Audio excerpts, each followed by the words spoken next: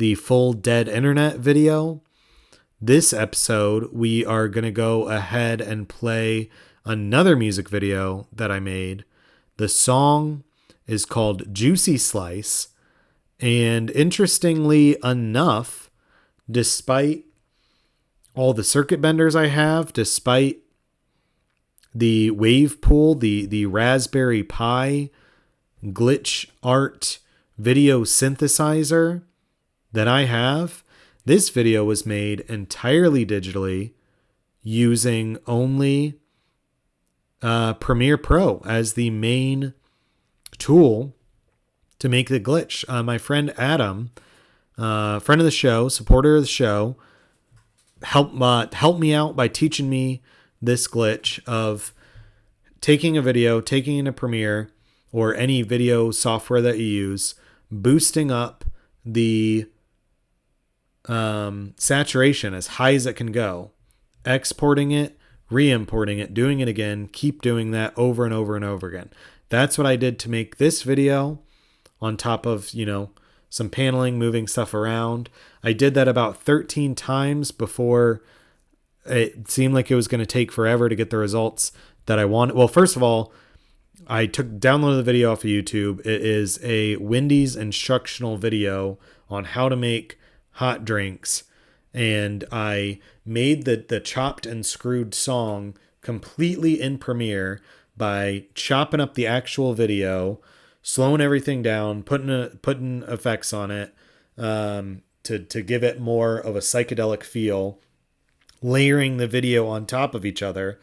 And with that, after I had all that finished, then I exported everything, or then kept re-importing it, turning up the contrast, or turning up the saturation, exporting it again, until finally around the 13th time, I went ahead and I not only did I just boost up the contrast, but or the saturation. Why do I keep saying contrast when I mean saturation? Not only did I boost up the saturation, but I also started tiling it more, and then on one side, inverting the colors, and then picking different highlight and shadow colors, inverting the other side again, keep doing the saturation again. I don't even know how many times I ended up exporting this video, re-importing it, and messing it again. But the finished product, I think you'll really like.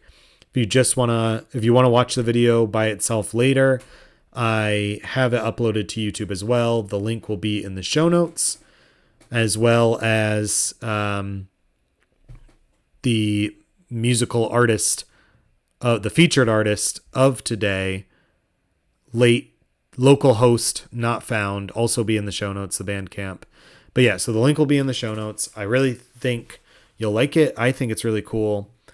And I'm excited to get to share more videos with you as Sunshine Tapes Volume 3 progresses, and as I kind of pioneer my own way through this combination of music videos music with video. So here you go.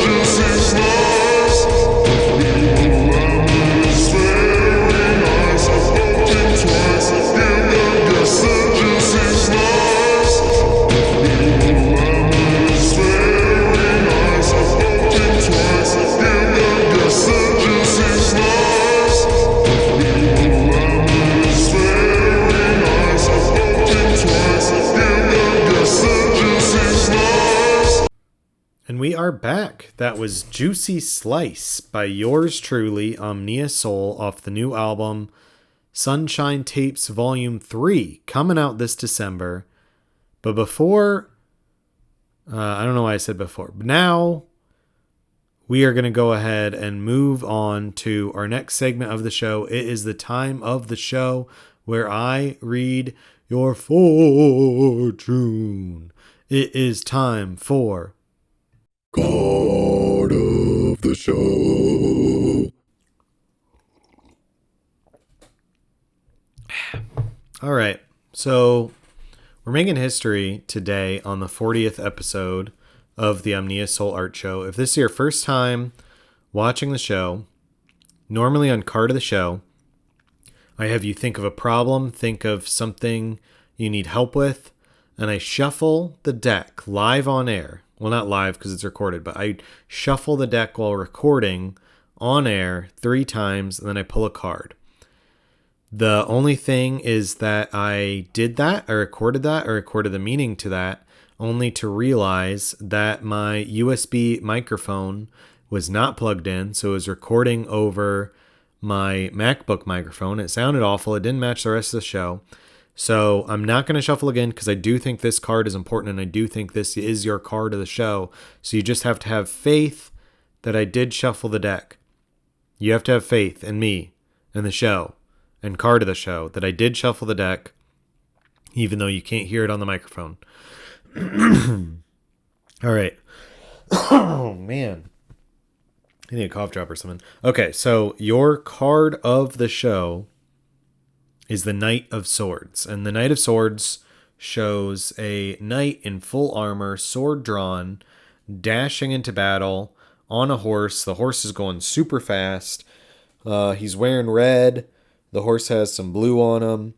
The clouds are going pretty fast in the wind, as well as the trees blowing through the winds. There's some birds flying around, but it's definitely a card of battle. It's definitely a card of war. It's definitely a card of taking on war and not being afraid of conflict, not being afraid of battle, not being afraid of any of that, because you are the Knight of Swords and you're ready to go. You're ready to fight. You're ready to win. But let's go ahead and see what the book has to say. Knight of Swords, a dashing young man, courage, integrity, pure heart, the passing of misfortune. The Knight of Swords represents a person who can appear to be domineering at times, but the person also has a pure heart and is very courageous. If this card represents you, it is telling you to do what you believe is right. You are an active person, not afraid to accept challenges, and you are in control of your temper. Be careful to not rush into situations too quickly. This card can indicate a beginning of a change for you, the start of a more fortunate period in your life. If you are a woman, you may be embroiled in a battle with a rival. If this is the case, defense rather than attack is your best approach to this situation. Remember that some people are idiots and no one should try to take them on. You will never be able to help them understand their limitations. Try not to be too extravagant. Don't put value on trivial things. Events in your life are moving swiftly, sometimes for the better, and sometimes not. If this card appears close to other cards with that meaning, the Knight of Swords can sometimes indicate death or an ending. Not a physical death, but death in some other form. So there you go. Whatever battle you got going on, whatever conflict situation you are in, it looks like the right is on your side. You are correct in your endeavors in this battle. So keep on fighting, keep your head up, stay strong, keep your swords sharp, and we'll get through this. And this has been your Card of the show. All right, we are going to go ahead and play our final song of the night. This is another song by local host not found off the EP Late to Tea Time EP, and you can find that at localhostnotfound.bandcamp.com. The link will be in the show notes as well, so just hit the description, click the link, and go support Local Host Not Found. The song is called Craigmere. So yeah, I think that, like, I don't know yet. I don't know what a Craigmere is, but that's what the song is called. So without further ado, here is Craigmere by Local Host Not Found, and we will be back with you after the song.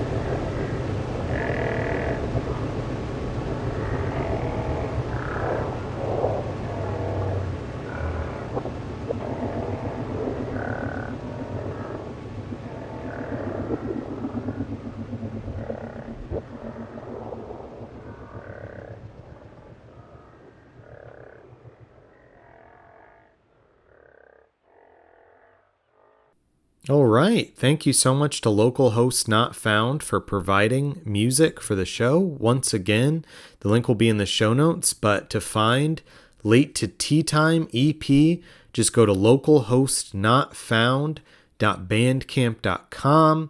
You can listen to it. You can purchase the album. You can support the musicians that make this show possible. If you are a musician and you want your show or you want your music featured on the show, go ahead and email me, omniasolart@gmail.com. And if I like it, I'll put it on the show, and I'll promote your Bandcamp, your SoundCloud, whatever you want. And thank you so much for watching. Thank you to all the Patreon patrons for making this show possible, for supporting the show financially, for helping me pay for Creative Cloud and you know, all like roof over my head, etc., to keep this show going, to keep this show coming out, to keep making this living glitch art sketchbook, this glitch art talk show known as the Omnia Sol Art Show. Shout out to Side Street TV and Locus Review for hosting the show on their respective websites. Calls for submissions to Locus 7. It's coming up. December 1st, I believe, is the cutoff. So go ahead and get if you're a poet, if you're a writer, if you're an illustrator, and you like Locus Review, you like what Locus Review is doing, locusreview.com. You can you can submit whatever you want to submit. And hopefully you'll get to see your work in print, which would be pretty cool. So thanks again for tuning in, and we will be back with you next week here on the Omnia Sol Art Show, also known as TOSAS. Have a great day, everyone.